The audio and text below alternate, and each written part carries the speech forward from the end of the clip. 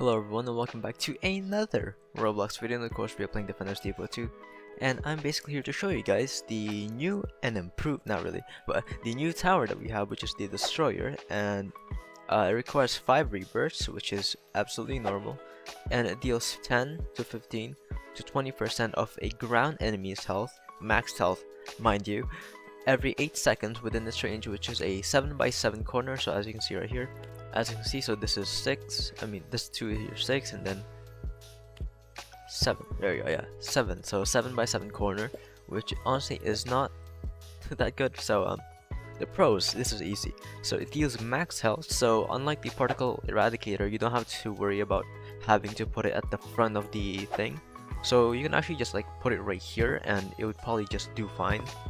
Unlike the particle eradicator, which you have to put at the front. Similarly to particle eradicator, is also useful in later stages because it doesn't have flat damage. Instead, it has a maximum HP damage percentage again, so it's really good for that. And since it does percentage damage, it can actually get rid of the 1 out of 4 armored stages that the wave 100 bosses have, so it's really useful in that case. But there is a con in that, so just beware. And it's really good on bosses, considering how 20% max HP, it's really good on bosses. So for wave 50, that'll be like 10k, so that's 10k damage in 8 seconds. Wave 100, that'll be 20,000, and then so on and so forth, which honestly is really good in terms of damage. This is like probably one of the highest damaging towers that we'll ever have in the game, considering its percentage. It can also one-hit low armored enemies, like enemies that has like 3,000 armor but a ton of health. So that's gonna be really useful to use. But it's also really useful in early stages of the rebirth cycle. So like when you have less than 20 rebirths, it's gonna be really useful, which is really good because you really need the support that you can get during that time. So that's nice. It works really well with both Obelisk and Absolute Zero.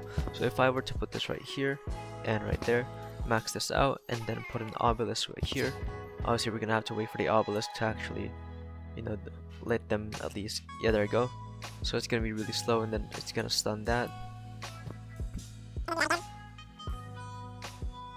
and do that. So you get the point. It actually makes like a good combination with those guys, obviously only in the later stages, as I've mentioned before. And it can target both armored and ghost enemies, so that's pretty nice in my opinion. Last but not least, it has group attack. So as you can see, like earlier on, it actually does like a splash damage in this corner right here, which is really nice, I think. Or maybe it's the shockwave thing, I actually don't know, but yeah, it's really good in that way. And cons, it also has a lot of cons. It is currently the biggest tower that we have in the game right now, as of so far, which was earlier taken by the Absolute Zero, but they are actually the same size now, so that's quite unfortunate.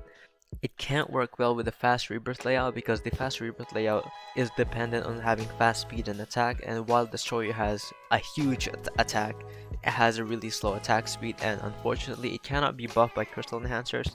As you can see right here, there's no like beam to it, and it also can't be buffed by force of natures. So I think the way that these work is that these are actually items. These are legendary items, as you can see right here, and they are not legendary towers, so it makes sense why they won't be able to buff it.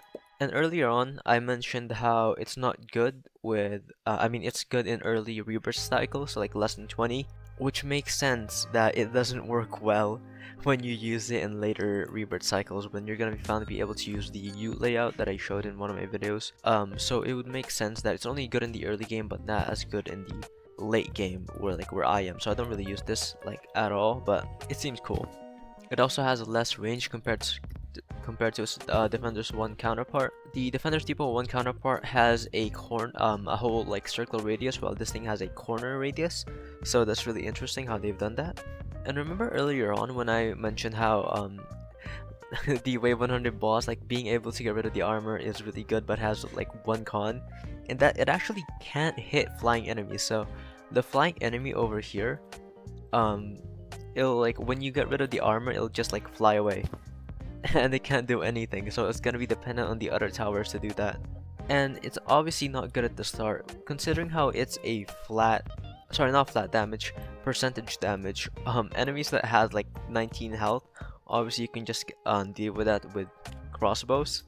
So I don't recommend using this in earlier stages, like less than wave 50. It also has a slow attack speed every 8 seconds. Is honestly, I guess, balanced, but for for the size of it, I'm not a fan of how slow it is, because it takes up a lot of space, and while it does do a lot of damage, again, we also really need a lot of speed for that. And similarly to its Defender's Depot 1 counterpart, the Destroyer is also really short in terms of range. It only has 2 tiles, which I think is the lowest we have right now. This thing has 4.5, so that's even bigger than what we have for the Destroyer, so it is unfortunate, but we can't really do anything about that. Side notes is that it's really interesting on what they did with the Destroyer. So like in the first game, the Destroyer used to be something that you would use on a corner, like right here, because it would be able to attack the top, left, or right. So top, left, and bottom area of where the path is gonna be. But in here, it's only the top and left, the top and right.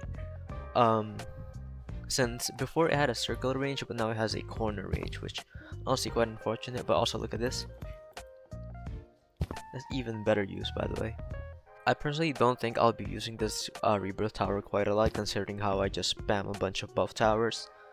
But I can definitely see why earlier players would be using this, because of how much damage it would be able to deal with its 20% max out damage. And I haven't been able to I haven't been able to get more since I've only rebirthed 3 times, but if I'm guessing, this will be like either 25% or 30%, which honestly is still good enough.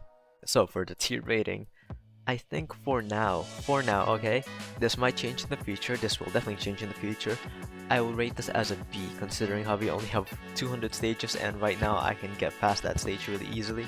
But at the same time, this is going to be really useful for earlier players to be able to use against any enemy that has a bunch of health, really, because it's a splash damage, by the way. So even mob enemies will be able to be easier to deal with, so that's fun. I'll leave the playlist for the showcase video at the end of the video in the outro, and also down in the description. So if you would like to check that, you can see all the rebirth items that I've showcased in the video. And obviously I'll see you guys later. See ya.